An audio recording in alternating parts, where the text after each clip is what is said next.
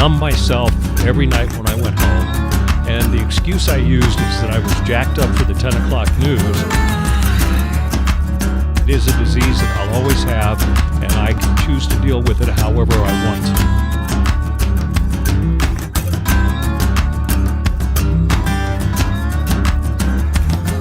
to. Welcome to Recovery Soapbox, sponsored by Brighton Recovery Center. And if you like what you hear, if you like what you see, please subscribe on either Stitcher or Lisbon or Google Play or iTunes. And if you really like it, if you rate us on iTunes, it obviously helps.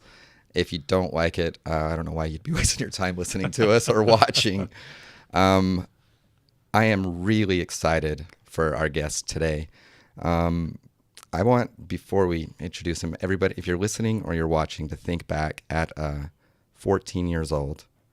Think about what that was like. For me, my voice was changing. I was skateboarding. I had friends that were stealing cigarettes. I didn't smoke the cigarettes at the time. I smoked everything else, but not the cigarettes. And Randall was on the radio. That is awesome. At 14, it was. I never really wanted to get into radio or TV, but I was a debater on a junior high debate team getting ready for high school, and we qualified for the state finals. And I grew up in this little town in northeastern Ohio, and because it cost money to enter the state tournament and we had to go to Columbus, Ohio, we tried to enter, all of us, in every category.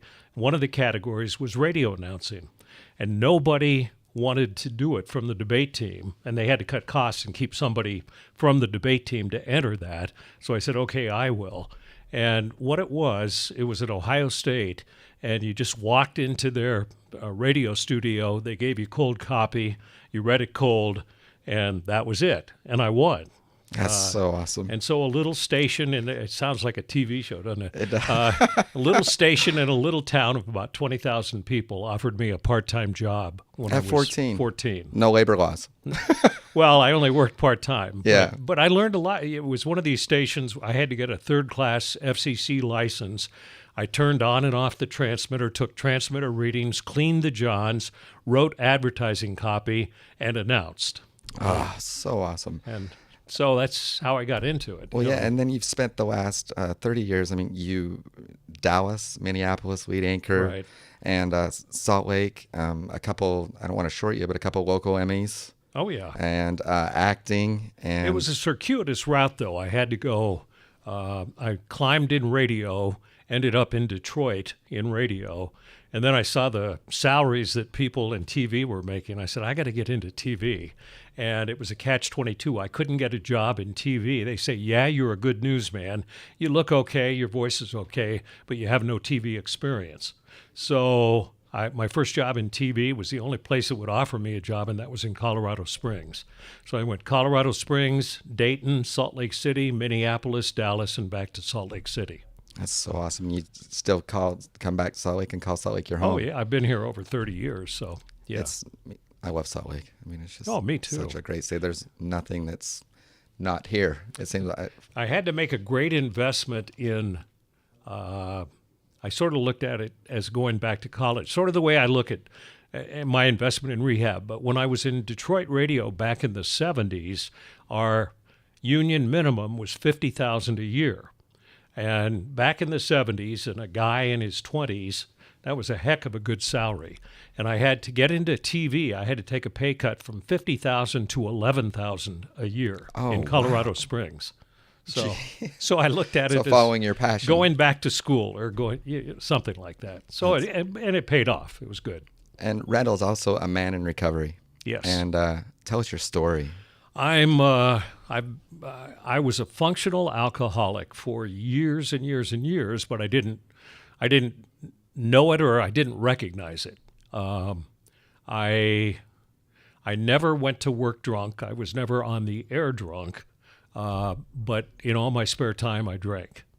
And with a nighttime news schedule, it was pretty conducive to getting pretty screwed up at night and then sleeping till noon the next day and then going to work and being sober, and you were okay. That's great for a functional alcoholic. Yeah, exactly. That's perfect. So for years and years and years, I relied on alcohol to forget about the day, to numb my feelings. I always had, believe it or not, even though I was on TV and everything, I always had great insecurities. I felt insecure about I wasn't good enough. I didn't look good enough. And yet you're going on TV every... Well, but TV preys on that. You have consultants who come in and say, I don't like the way you arch your eyebrows, or your wardrobe looks like crap. You got to do this. And so you have to have a very thick skin and a lot of self-confidence to succeed in TV. And I didn't, but I could numb myself every night when I went home. And the excuse I used is that I was jacked up for the 10 o'clock news and I needed something to help me sleep. And as I look back, my whole world centered around alcohol. A lot of it did. I mean, if I was invited to MC a fundraiser, I'd casually ask the person, I said, now, are you having a cocktail hour before the thing? They'd say, yeah. And I go, okay, I'll be there. And if I was invited to a wedding, I'd say, is this an LDS wedding? And if they said yes, I just looked at my calendar and I can't make it, And if I was going out to dinner somewhere, back in the old days when not everybody served alcohol at restaurants in Salt Lake, I'd say, is this a dry restaurant or can you get something to drink? And as I look back, an awful lot of my focus was on the ability to find alcohol and drink. Even though I was very successful in what I did, I sometimes wonder if I could have been a lot more successful had I not been drinking. But anyway, so my whole life was centered around my work and drinking. And I think when I turned 60, we were bought by a huge corporation, and all of a sudden one day they got rid of me. They called me up to I'd been there 23 years as the main anchor, and it was a weekday at like 1 or 2 in the afternoon, and I was called up to the GM's office, and the news director and the GM were sitting there, and they said, you do a good job and you've been really good for us, but we just don't see you as part of our future. So as of today, you're no longer on the air. We're getting rid of you. We'll honor your contract. I had 2 months left in my contract. And we'd like you to leave by the side door so you don't upset the newsroom, because I'm fairly well liked in the newsroom. And they've got their afternoon newscast to get ready for, and we don't want to upset them. And plus, they had an off-duty police officer there to escort people. They fired 22 people that day. So one of those. I was one of those. Okay. And so I said, well, can I get my stuff out of my desk? And they said, come in on the weekend when there's not anybody there. So I left. And of course, the first thing I did was go to a bar. Exactly. And I called friends and I said, I got fired. Let's get drunk. And from there, before I always had something that gave me a little self-worth and something I had to stay sober for. And I really started drinking heavily then, and it didn't just happen at night. It happened like every day. And that went on for at first I thought, wow, well, I have enough money. Now I can drink whatever I want. Yeah, that's your job full time.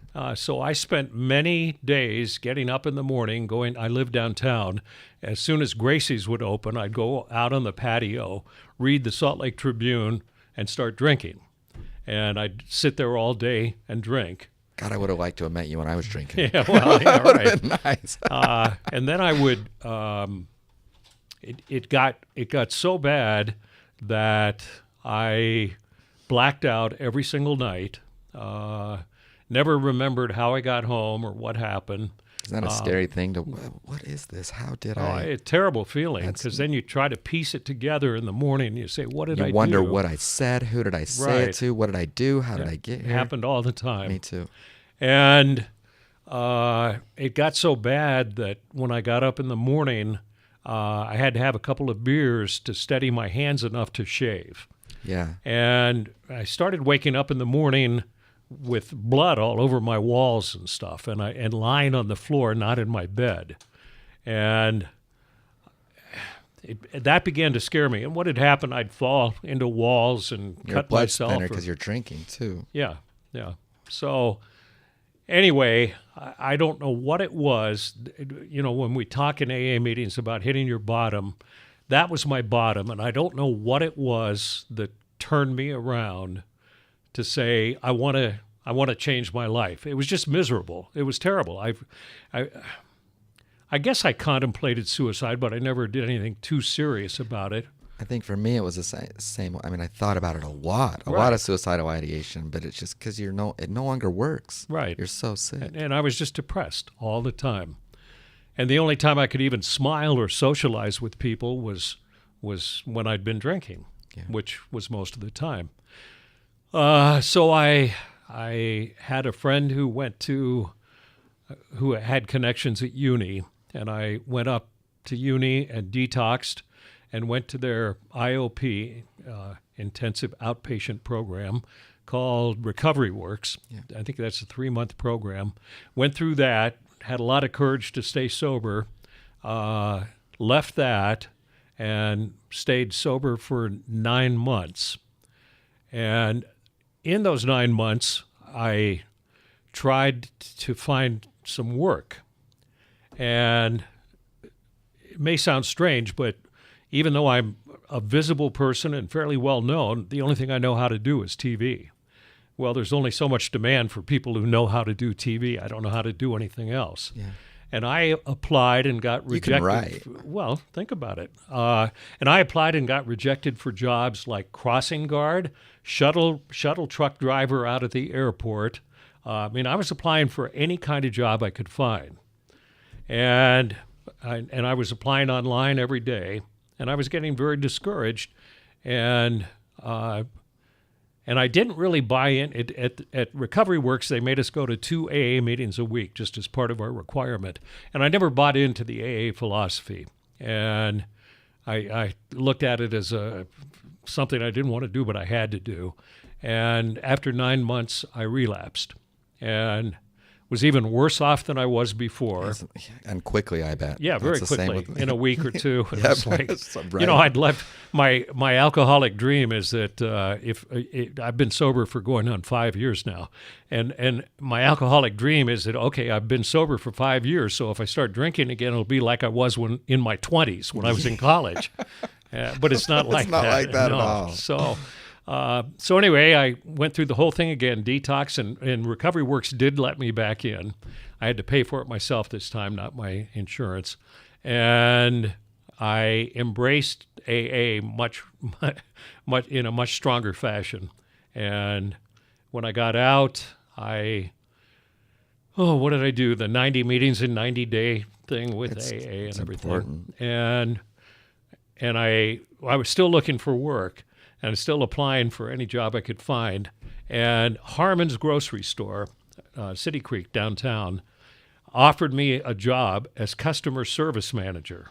I actually read a little thing that said, "What's up with this Randall Carlisle just bagged my groceries?" Right. And it was And I didn't know anything about the grocery business. It's a very complicated business. And when you just walk in and you buy your groceries, everything should go smoothly, and you should find what you're looking for, and every product should be in stock and not out of date, and everything should work perfectly. But it takes an awful lot of people to do that.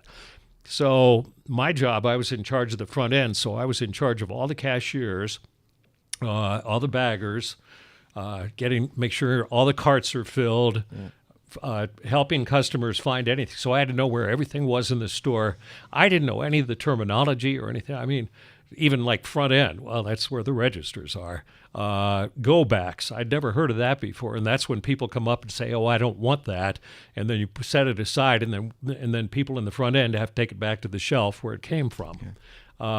And so I was forever indebted to them, and I learned very quickly, and I did a good job for them, and I still work there 1 day a week now because I owe them big time, because they salvaged my pride, my self-respect.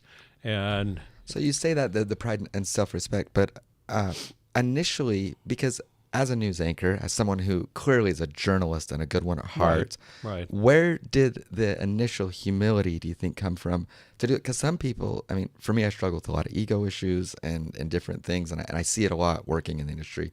But the humility to just say, I'm going to take and work hard at whatever. will be offered to me. I guess the fact that I was dragged to my knees by my alcoholism, I just, the only thing that had propped me up before was it's pretty easy to feed on being a TV anchor. But I never really had a big ego. If you talk to anybody who worked with me, I was never one of those guys who says, I'm the anchor, you listen to me because I'm the anchor. Like Anchorman playing the flute on the tables. Yeah, exactly. Although there were some scenes that were very similar to what happened throughout my career. But, I guess maybe it gave me, because that's sort of an artificial ego booster, if you think about it. Doesn't matter how you feel about yourself. You're on TV and people say, gee, I watch you every night. Yeah. And, but it made me feel good that I could do another thing, the grocery business, and do a good job with it. Yeah. And I was responsible for all the money in the tills, and they gave me a lot of, responsibility. And from there, I stuck with AA then, and I stuck with Harmon's, and I was full time there.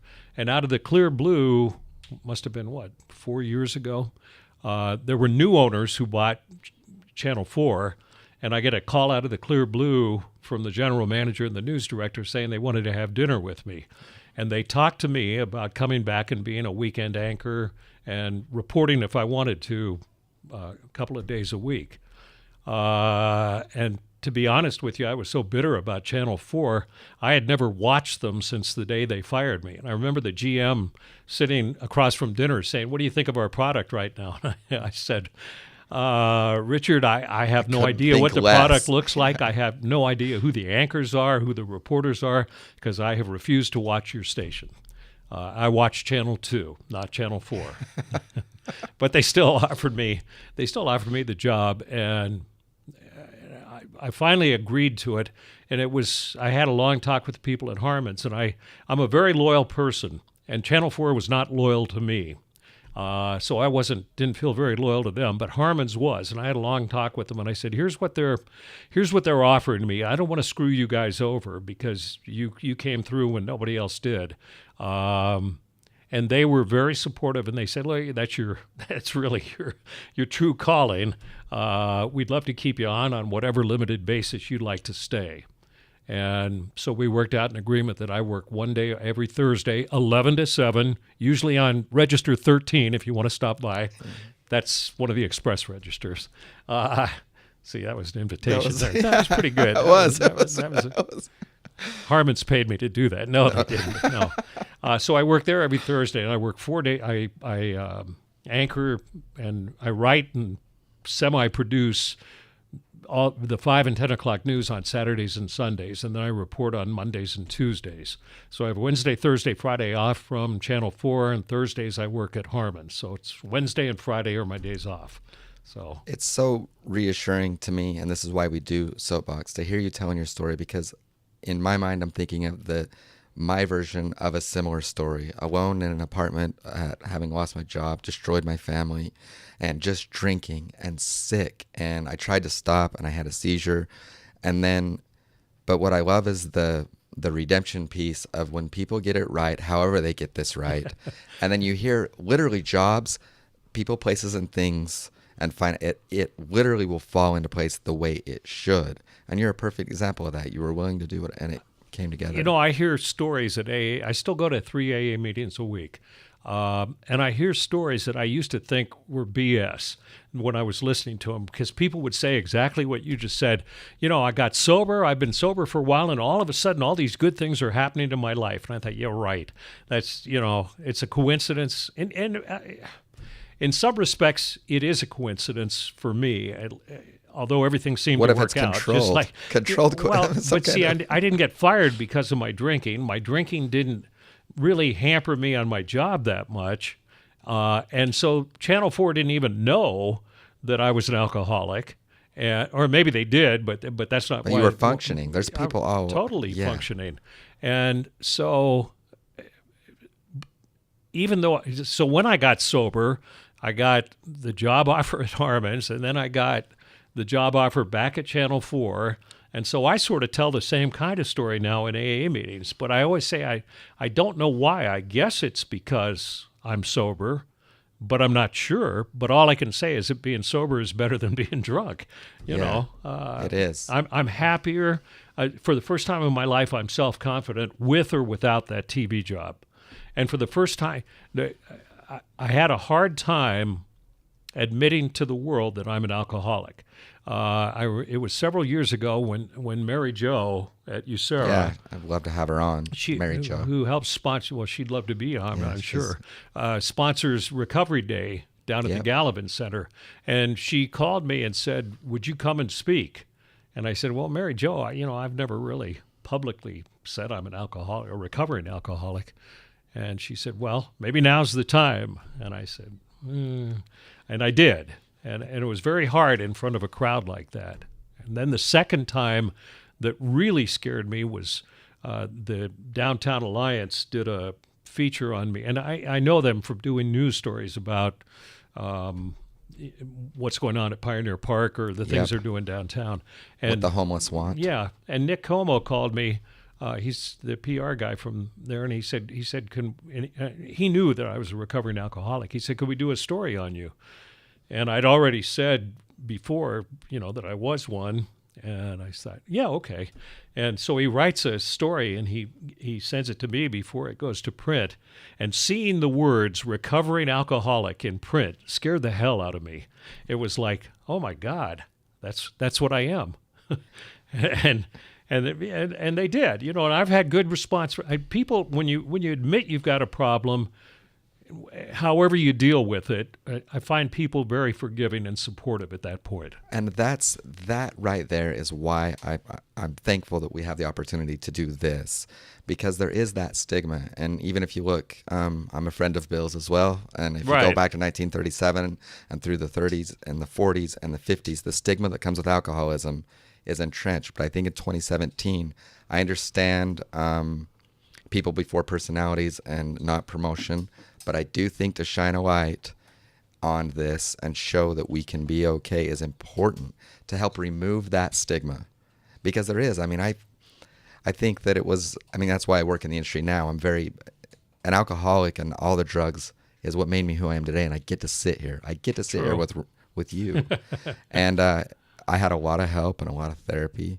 Do you still see, or was you did intensive outpatient, a great resource, but it doesn't always work. So as far as with IOP, did you have a therapist? Clearly you were involved in the anonymous group. I got very close to a therapist there who then left to go into private practice. And whenever I feel like my life is somewhat unraveling or whatever, I see her again. And other than AA meetings and staying busy and doing what they talk about in AA, that seems to be keeping me sober. But I realize that, I have to play a tape in my head all the time when I do. The other day I went out to Wells, Nevada. I'm doing an earthquake special on Channel 4, and Wells is the closest town that had the most recent damaging earthquake. And driving past Wendover, all of a sudden my alcoholic brain says, God, I remember lost weekends there where I gambled and had fun. I played golf at their golf course, and I drank the whole weekend because in Nevada it's really easy to do. And then I have to smack myself in the face and say, now, wait a minute. Your life was not good at the point you stopped drinking. I just recently went to New York, and it was the same thing. Sure. And I went out and saw the Jazz in Los Angeles, and even though I don't act on it, but at a baseball game, beer sure sounds good. Right. But the difference between me and the people next to me, most of them, maybe some of them have the same issues, but the difference is when I have a beer, then I'm going to have a few shots and a few more beers, and then wake up and I'm going to need one in the morning, and I'm going to keep going. It's not worth the risk because I love where I'm at. That's the way I was. Today. And getting back to your stigma thing, at first I was afraid to let people know for peripheral things. Like I thought, if I tell the people at Channel 4 I'm a recovering alcoholic, and then I phone in sick one day and I'm legitimately sick, the first thought's going to be, he relapsed, he's drunk. And I'm way past that now. I understand that. You can judge me for what I am. I'm no better, no worse because I'm a recovering alcoholic. It was a disease. It is a disease that I'll always have, and I can choose to deal with it however I want to.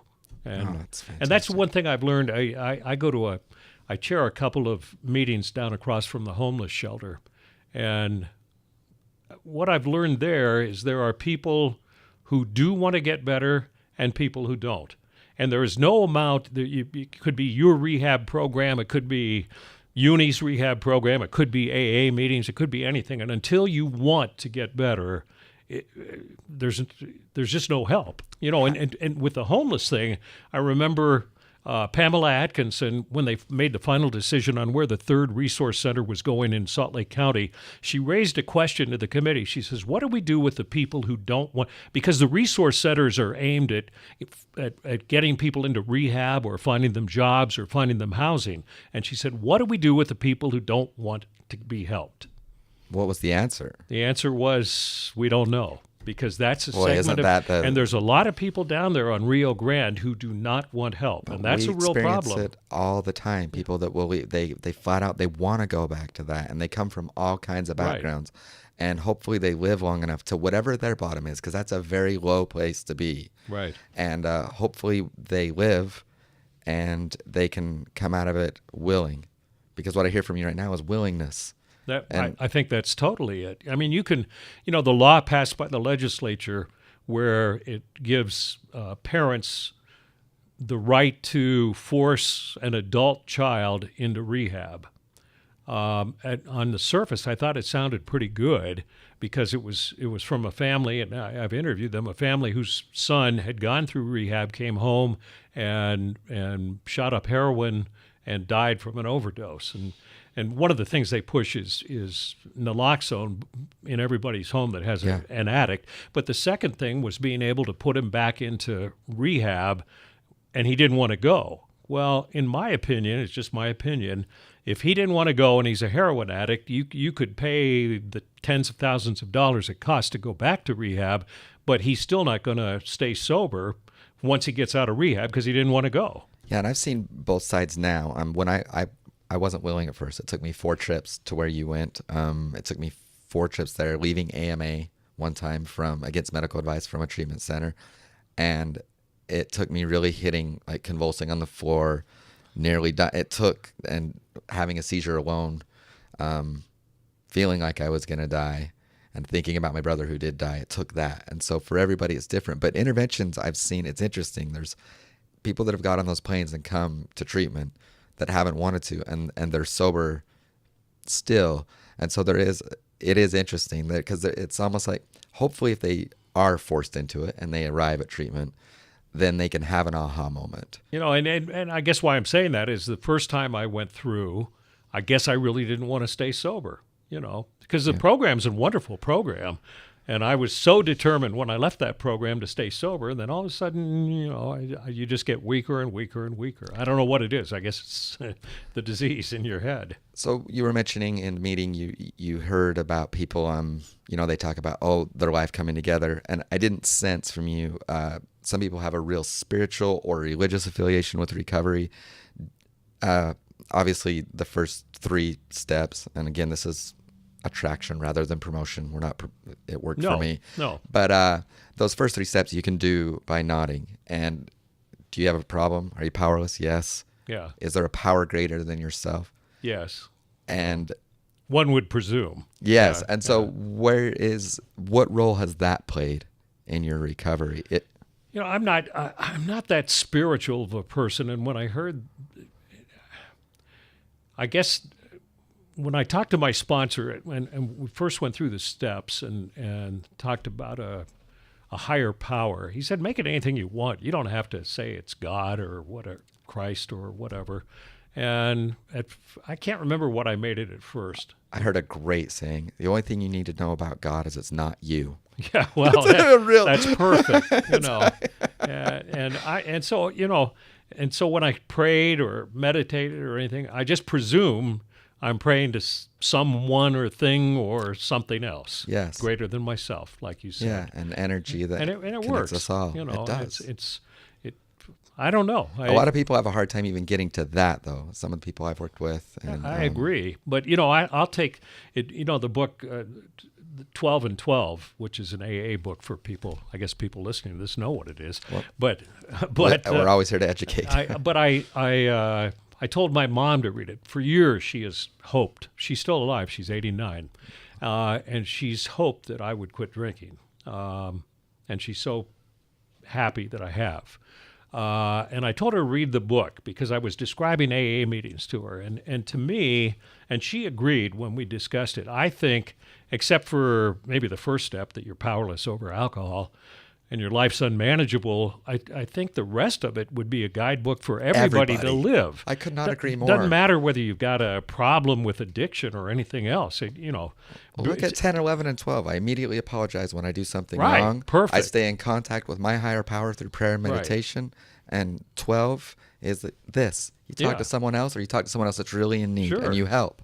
Or assessing all the screwed up things you've done in life, which everybody has, whether it's motivated by drugs or booze, and then sharing that with somebody, and then trying to correct things with the people that you've screwed over. I could not agree more. I think everybody should go through.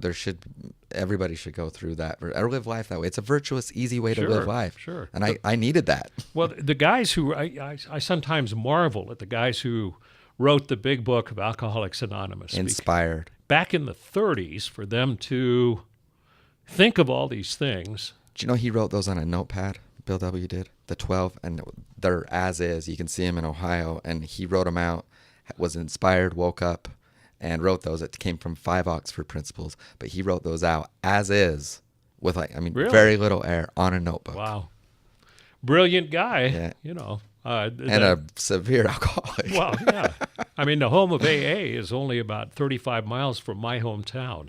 And I didn't even know that. They don't teach that in Ohio history to kids growing up, which I think they should. There's 2 things they should teach. The fact that that LDS pioneers went through there and were set up in a town and then were run out of the state.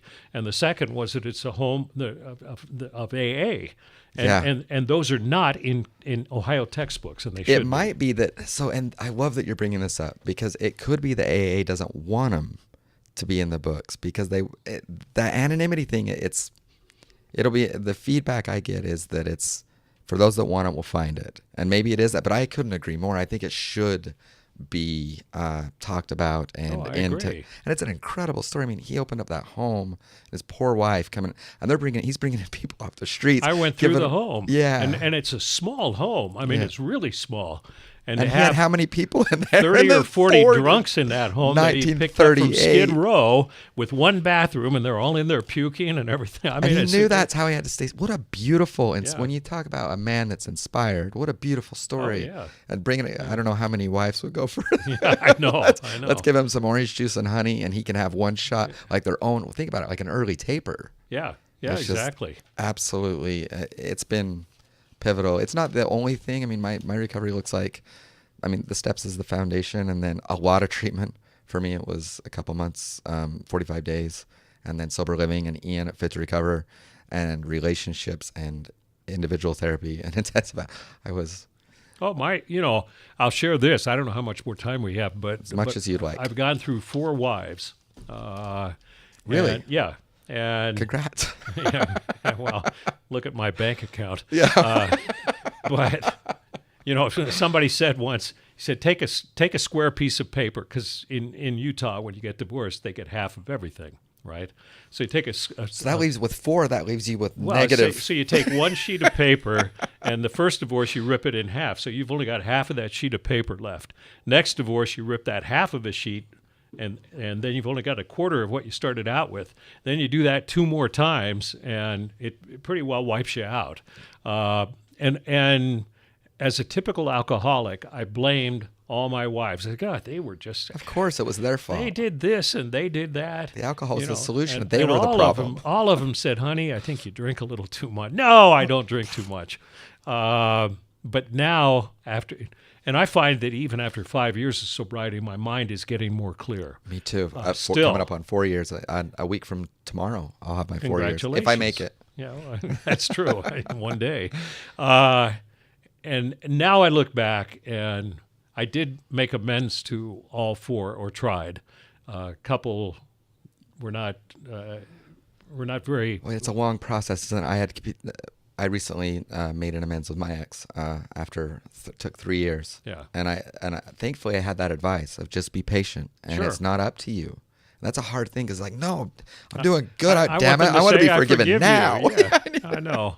I'm entitled to that forgiveness, and we're not. It's up to them. As I look back on, my conclusion now is that I was at least 50% to blame for our problems, if not more, because I just wasn't present most of the time. They'd want to talk, and I'd say, okay, let's go to a bar and have a couple of drinks and talk. And then a couple of days later, they say, remember when we talked about this? And I go, yeah, refresh my mind. I'm not real sure. Let's go have a couple of drinks and talk about it. Yeah, exactly. So I was Ouroboros. In retrospect, I was a bad husband, and it was probably a lot more than 50% my fault. But it's taken me this long to realize. I was trying to think what else I've learned. I guess when I talk to people in recovery, you just feel better about yourself. I mean, it's, to me, it's a major accomplishment to after drinking for years and years and years, finally recognizing it's a problem and then being able to stop it. That to me is that's a much bigger accomplishment than doing a great newscast or making $1 million or anything else, because it's the hardest thing I've ever done. And the most rewarding. Yeah, and most rewarding. And it's hard, like you said, tomorrow when you're celebrating your 4th, you might be drunk. Yes, I could be too tomorrow. Hopefully not together. Yeah, well, you want to go out and have a drink after we do this? Yeah. Because I'll tell you what, if I had one drink, I'd drink my way into blacking out instantly. What a crazy ending that would be. Yeah, we did a podcast with Randall Carlisle and talking about sobriety. Then we went out and got drunk. Yeah. Oh, crazier things have happened. So if you could tell someone that's looking in to either they're suffering, they're afflicted. I love what Jonathan says, the afflicted and the helpers, and I'm thankful to be on the side that's helping, and you do as well. What would you say to them? Boy, that's such. I think everybody's different in terms of. I mean, they all have the same disease. Okay, we all have the same disease, addiction to alcohol or drugs. And the more I look at it, I understand. I don't know if you've seen the brain studies and everything, but yes. And I understand why it happens. I guess, but I would think that if you understand why it happens, then they might find a cure, which I'm not sure they ever will. So I guess first I would say to somebody, first you have to recognize that you do have this problem. For years, I think all of us deny it. For sure. It's the solution. Why would I want to get rid of the solution? And I'm just doing this because yada, yada, yada. And we all have our different excuses. So I guess first you have to recognize you've got this problem. And I guess the way to recognize it is look at what's happening around your life. Are you losing friends? Are you losing family? Are you in trouble with the law? Are you having health problems? I mean, there's so many signs that there's a problem either with drugs or alcohol. And I guess if you recognize those signs and then recognize that could be your problem, then I would suggest you seek solutions, and you can do that in it. Many ways. There's so many rehab places. There's AA meetings. There's people that don't believe in 12 steps and have some other way of recovering. And to me, hats off to everybody who's doing it, because the recovery community is huge now. It is. And it looks like a lot of different things. I mean, you hosted the Fit to Recover 2-year anniversary, and what a great resource that is. And when you dig in with all those people, recovery looks like a lot of different things, and it's long-term there. A lot of it is the step-oriented, but there is a lot of people that are just really doing it through service, See, service is a big thing to me. Service and staying busy, because then I don't get into my own head and begin to feel sorry for myself. Service is critical. I almost look at... I can even, with my ego, twist service in an ego way of I do it for myself. I got almost a self. I'm going to do service for me because I know what I get from it. Right. It's like karma points. I feel it. See, and I've said that before. I said, people will say, well, that's great that you're chairing those 2 meetings down by the homeless shelter every week. And I'll say, well, yes and no, because even though it seems like I'm being unselfish, I'm being very selfish because it helps me. It does. It helps me probably more than a lot of the people who go to the meetings. And until you've experienced, so that is a good thing to say to that person if they're suffering, is just to try it and maybe do. My sponsor said to me, I've had a few sponsors because, again, I have issues. Yeah, we all do. Yeah, but really it stuck with me. He says, Josh, why don't you do something nice for someone or do some service and don't tell anybody about it? Because I'm always want to say, look what I did.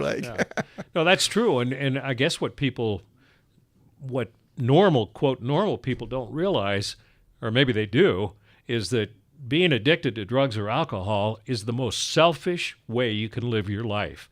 Because all you're focusing, and look at me, I mean, as an example, I simply, when I told you the story, but whether it was a wedding that they were going to serve booze at or a restaurant that served booze, it wasn't like, well, who's getting married and I'd like to be there to see them get married. It was, will I be able to drink?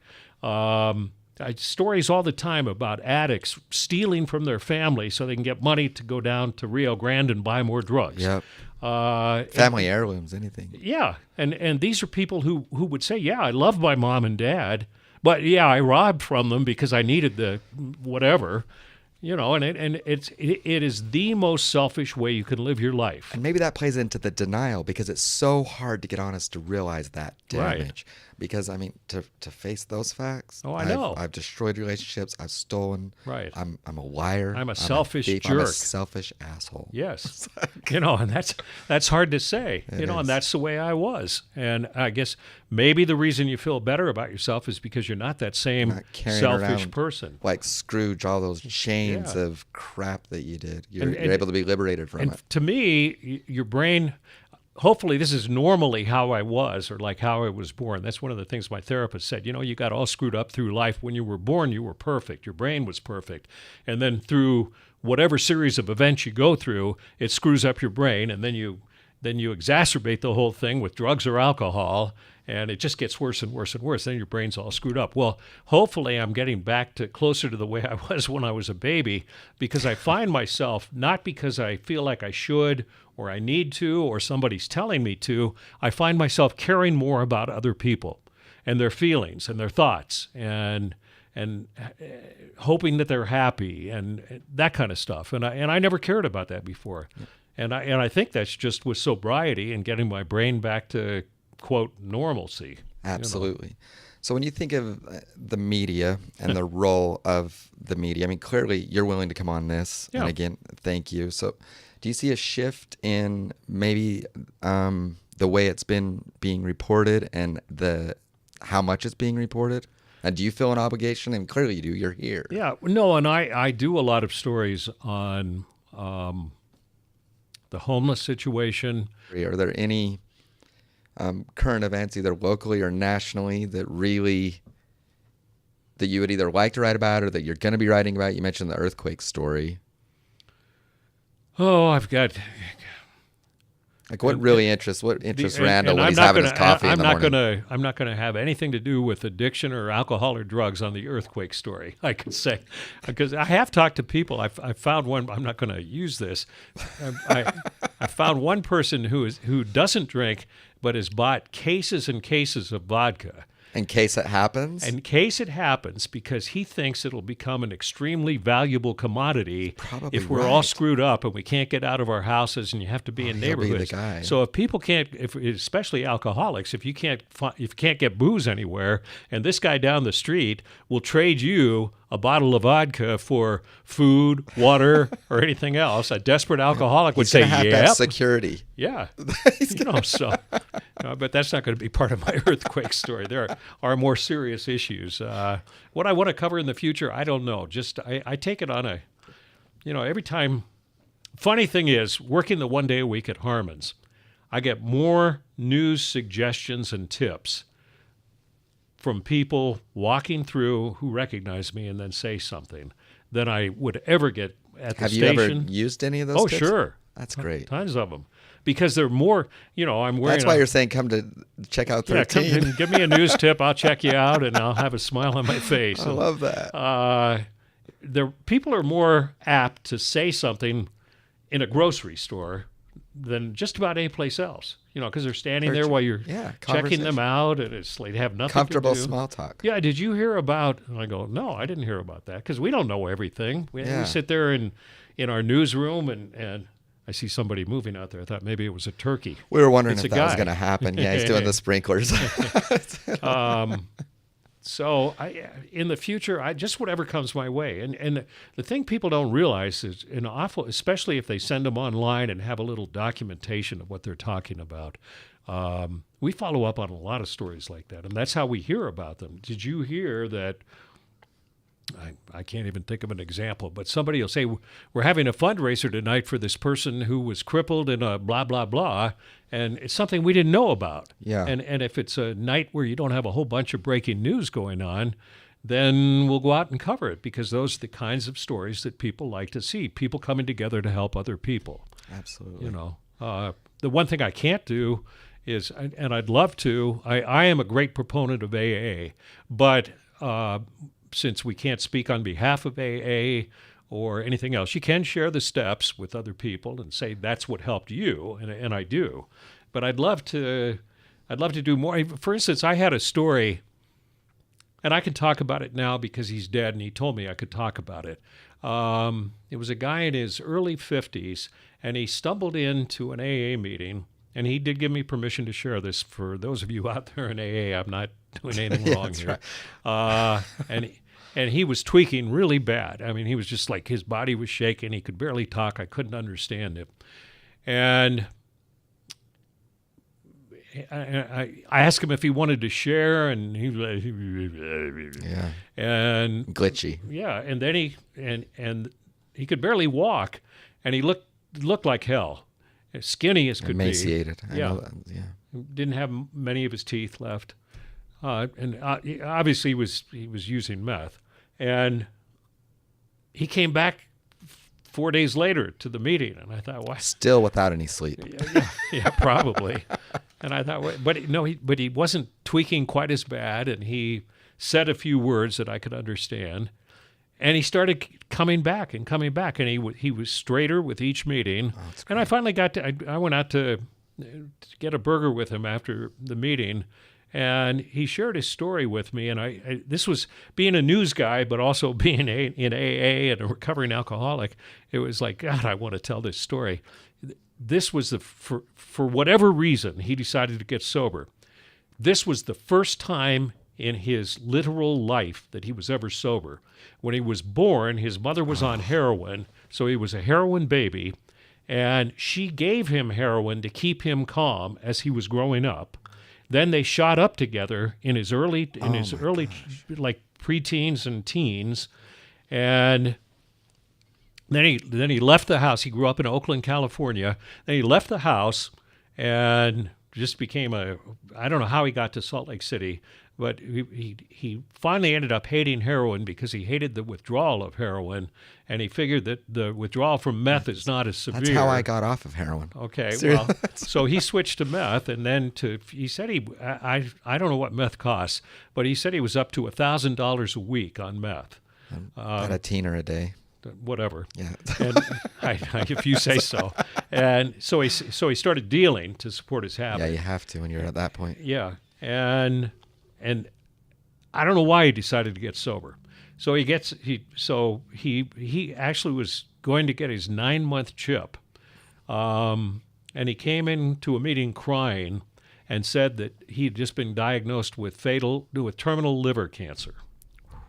He said, so what the hell I go through, the first time in my life I try to get sober, and now they tell me I'm dying of liver cancer. Why shouldn't I just get screwed up? Yeah. I said, and I can say his name too. I said, Larry, if you want to get screwed up, get screwed up. I mean, it's not, I don't blame you for feeling the way you do. And we got him in the in-between, which is a homeless hospice on the near west side of town. And he stayed sober for a little while, and he kept talking. I'd pick him up twice a week and take him to a meeting. And he kept talking about, I could just go down and just shoot up a bunch of meth and just go out in grand style. And I said, if you want to, but aren't you sort of enjoying the camaraderie that you know about now and everything? And he was semi-happy and everything. And one day at work on a Monday, I got a call from LDS Hospital. They said, "Do you know Larry Williams?" And I said, "Yeah, I do." And he said, "Well, he died here." And I finally tracked it back through fire and emergency calls and everything else. And he left the in-between with $300, went down about $300 worth of meth on Rio Grande, shot it all up at once, and just went out in. Wow. Yeah. So he did go out. So he did go out in grand style. And it was sad, but it's a hell of a story.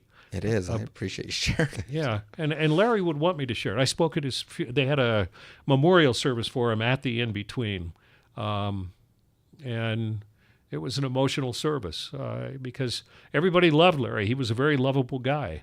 And when he was sober, he was sort of in a pissy mood all the time. As a lot of sober people are. Yeah, well, yeah. At least I in was the rooms. at first, too. At least when you get in the rooms, there's a lot of that. Yeah. I like the crusty old timers that'll tell you how it is. But so anyway, everybody, the people who worked with him, the caregivers and everything, they all loved him, and everybody cried. And it's just a sad story that shows, the seamier side of life and how. And he asked me a couple of questions that I couldn't answer and never will be able to. Why did my mom do this? Did she hate me? And I kept saying, well, no, she was selfish sick too, and sick, and she was sick. And is this fair that I finally decide to get sober and I'm gonna and I'm diagnosed with terminal cancer? Is this fair? I go, no, it's not. Why me? Well, I don't know, Larry. I don't know. And all those questions, ultimately, when you focus on them too much, lead back to using. I think that's where this. Yeah. I mean, that's where this getting out of yourself. Right. And to help someone else. Yep. I think that's maybe if he could have done something maybe for someone else in that moment, maybe something really profound could happen. But yeah, he could have spent that $300 to help somebody, and maybe, And it can change, yeah. Right? At any right. moment. And he was sober for 9 months. So, and the thing that I think is really cool about why it sort of deserves a story is the fact that it was, and I've never met anybody that would be the first time in their life, literally, that they were sober. Yeah. Think about that. It's normally now, back then they didn't take babies away from heroin mothers, but now they'd be removed from the mom and probably given to some other family and weaned from the heroin. Yep, and then with maybe a chance, if the mom did things right, to be able to get him back. Right. So I really appreciate everything you mentioned about AA and your openness and your honesty. It's exactly what I have envisioned with this, to be able to show that addiction and recovery looks like everybody. Oh, yeah. And you're your trusted news anchor, your trusted man at Harmon's to be able to go aisle 13. Yeah. But I just sincerely thank you for your willingness to come on here and to share your story. And have you thought about doing a podcast? No. Why? Because you're busy doing other stuff. Okay. I mean, if it helps someone, that's great. And if people, I was at first hesitant to do stuff like this because I thought, well, people aren't going to trust me. People aren't going to like me. People are going to think I'm a bum. People are going to think I'm a loser.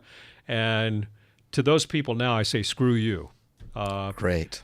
I have a disease that I'm trying to deal with, and I'm lucky that it's not cancer because it's a disease that I can deal with that I can never cure, but I'm dealing with it the best I can. And tomorrow, like you and I said, I may not deal with it. I could be drunk again tomorrow. I hope I'm not. To me, when I look at the disease model, it's way more like diabetes, because if you're not taking care of your diet, right, if you're not doing your insulin, and for us, if you're not doing service, if you're not, for us, going to meetings, or in the case of a lot of people that are going to Fit to Recover, if you're not doing something for someone else and you're not helping and you're not taking care of your recovery, then you're going to have the equivalent of a crash of diabetes. And so when people struggle with the disease model, the diabetes model makes perfect sense. Yeah, it does.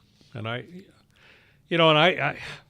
there's a lot of us out here, out in the world, more than I ever realized. If you go online and you look to AA meetings, Salt Lake City, and you look at all the meetings on a daily basis, and then you guess maybe an average of maybe 15 to 20 people at each of those meetings. And all across the world. Well, yeah. And even so, I'm just saying in Salt Lake City, Yeah. you know, you've got tens of thousands of people who are going to these meetings who have recognized the fact that they have a drug or alcohol addiction problem. But that doesn't even mention all the people who are not acknowledging that they have that problem. So the enormity of it, I don't think anybody could ever predict how many people there are, but there's a lot of people out there with the same problem. Yep, doesn't seem to be slowing down either at all. Well, and I think today's, people always using it. You can use any excuse you want to get high. You can always find something. You know, that tree out there is ugly. I think I'll drink because it's depressed me because I saw it. You can use anything. And so people can say, I'm depressed over our new president. I'm depressed over terrorism. I'm depressed over what's happening. I bet a lot of people have drank because of the president. Well, sure. What's happening in Syria. And I always say to people, I say, well, okay, I mean, if getting drunk would help the situation in Syria, I might join you and get drunk too. But it's not going to, you can't change anything like that. Drinking for Syria. It's a new drinking for Syria. A new sign at a bar. Come in and have a drink for Syria. Yeah. But so people use excuses like that. And I'll talk to people. They say, well, somebody did this to me, so I drank. And I say, well, I don't pass judgment. I used to do that too, but there are better ways that you end up feeling. I said, if you drank to this problem, when you woke up in the morning, was the problem still there? Yes. Yeah. Well, but you felt like crap, and yeah, you do, and you get stuck there over and over and over. And really, it gets worse because you mentioned that depression, the daily depression. People who are not alcoholics or addicts don't realize, especially alcoholism, that it's a disease that gets worse the more you do it and the older you get. Progressive and fatal if not treated. Yeah. And people don't understand that. It'd be like, 5 drinks for me when I was 20 or 5 drinks for me when I'm 60 are entirely different. I can black out after 5 or 6 drinks now. When I was 20, I could drink 20 drinks and not black out, And when I relapsed, it was again like 5 drinks and I blacked out. Right back to it. So, right back to it. I think there's a good chance that you're not sitting here. Well, you definitely wouldn't be on Recovery Soapbox if you were still drinking. But there's a good chance you're not here. I mean, it seems, had you not quit, 5 years ago, if you kept going, I think there's a legitimate chance. And I didn't care. Yeah. I didn't care. I mean, I don't have the guts to kill myself. Yeah. But I do have the guts to drink myself to death. Absolutely. Because that's just a slow, I know it's bad for me. I know I'm screwing up my liver. I know I'm going to have health problems, but I don't care. And that's just the way I looked at things. Well, and through all the things we've discussed, we see a different, a better way.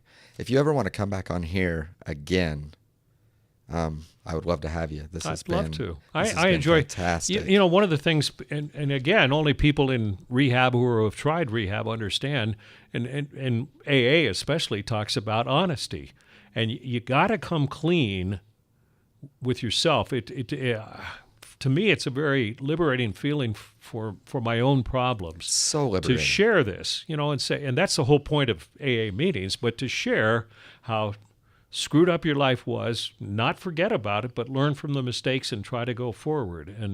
And as long as you say, I don't have a problem, I'm not an addict, I'm not an alcoholic, you're probably never going to solve your problem.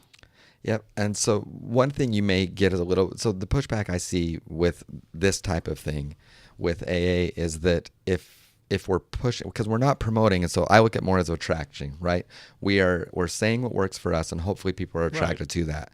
Even though we speak of AA, we're not promoting it. It could because there's a fine line, because I get that the anonymity is there to protect the program, but at the same time, I do, obviously, we're doing this. I think there's extreme value in discussing in a forum, because I know that when I was really struggling, had I logged on and seen a couple guys, saw you talking about it, I would have thought, and at least would have made me think a little bit about it and look more towards the solution. And by no means, I know lots of people who have gotten sober that had nothing to do with AA, and it just happened to help me. Me too. And it doesn't mean it helps everybody. It doesn't mean it's for everybody. And the one story I shared with you, I also shared on the air when he died. And it's not because, and I did get to know him through AA, but he gave me permission to talk about it. And I just refer obliquely to the fact that he did come to an AA meeting, but I had a much broader relationship with him outside of AA meetings. So I'm not violating anonymity. Of course. I can give you 50 different names from people I know down there, but I wouldn't do that. And I plan on bringing people in to continue these conversations, because I've asked a couple people from AA to come in and speak, and a couple have said no, a couple have said yes. And I just look forward to, because if you go out tomorrow, it's not a reflection on AA, it's a reflection on Randall. Yeah. And AA has helped me tremendously. So did Recovery Works at Uni. Yeah. Okay, that doesn't mean Recovery Works is going to work for everybody else. It doesn't mean AA is going to work for. That's my story, and I'm sharing it, and I have a right to. Absolutely, and it's fantastic. If I help one other person who watches this podcast, then I selfishly feel better for myself, and I've done what I keep trying to do. I hate like hell to sound, and if I came off at all sounding holier than thou, I don't mean to. Oh, you don't at all. Not because even a I little say bit. If you want to drink or do drugs, do it.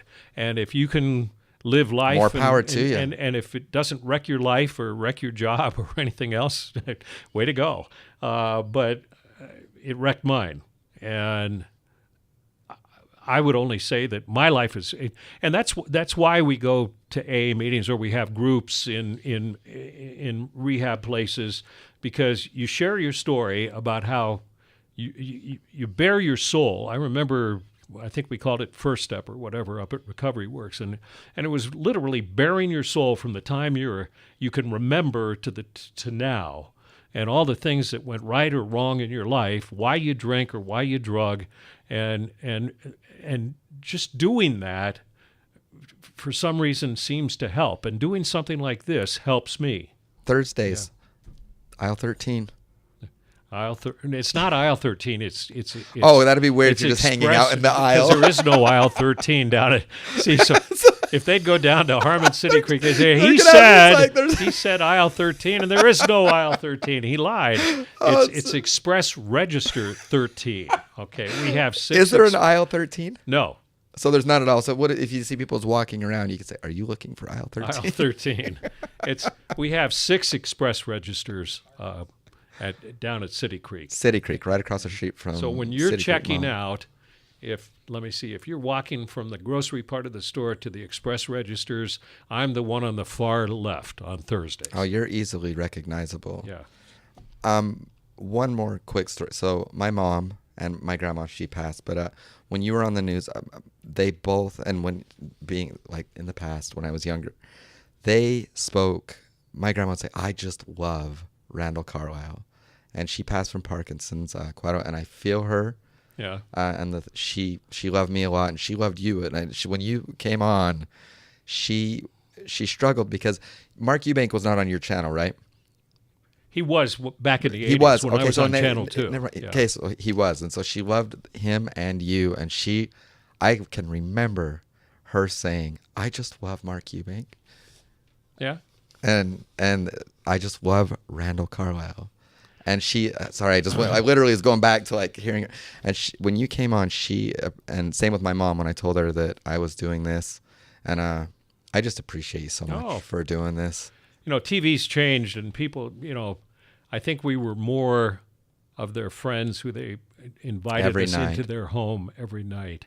And now it's a change. I'm glad I'm at the very end of my career. It's changing so much. Because it's so fragmented now. I mean, back when I started, there were only 3 stations. There weren't even, it wasn't even Fox.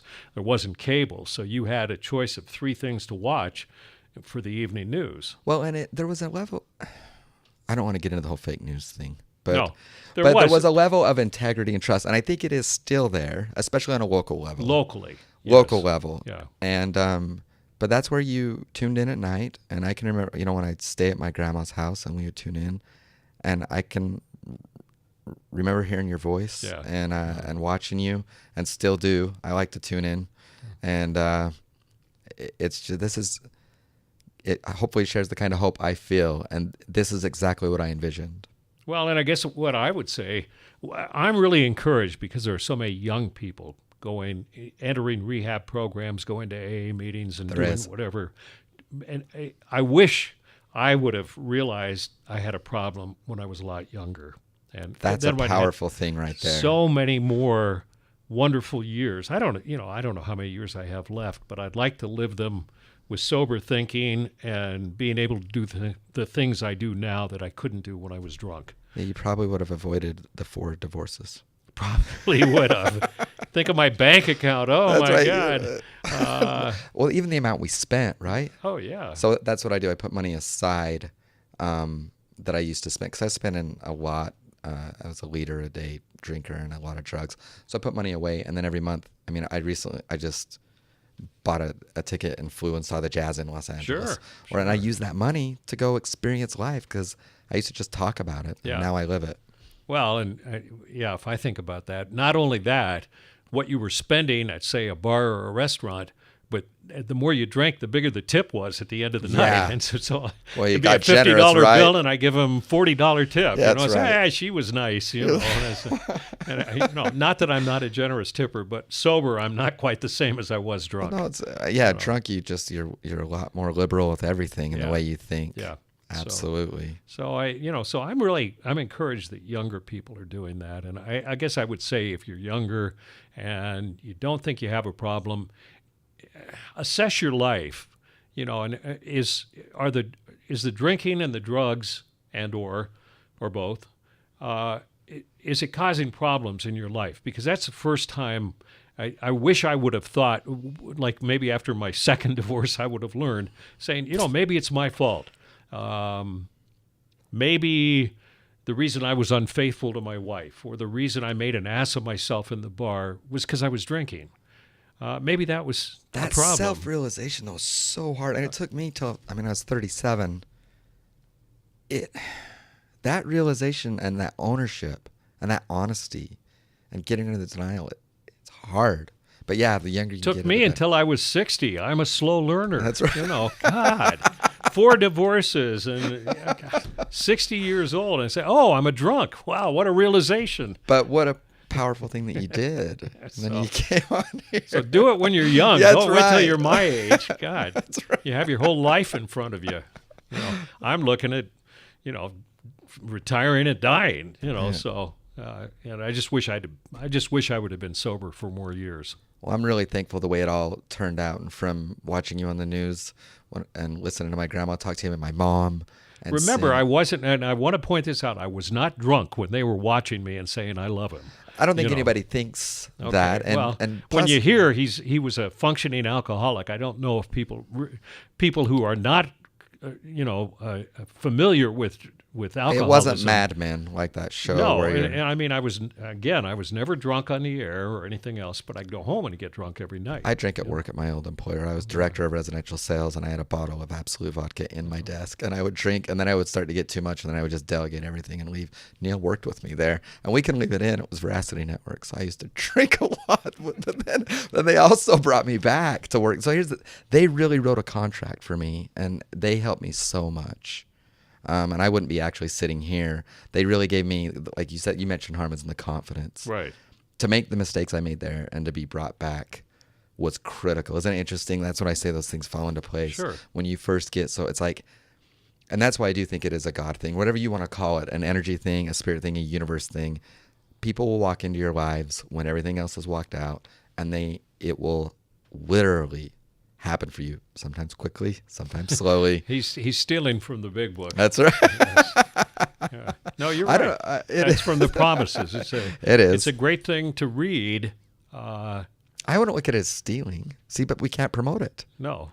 Well, I can say that that's one of my favorite things subtly to throw read those words at the end of a meeting, the promises, because it tells you what could happen if you stay sober. And what a powerful thing. It's not like, here's some ideas. It's promises. Yes. Yeah. Promises. I mean, I every time I get discouraged, I read that, because I think, okay, and it's true.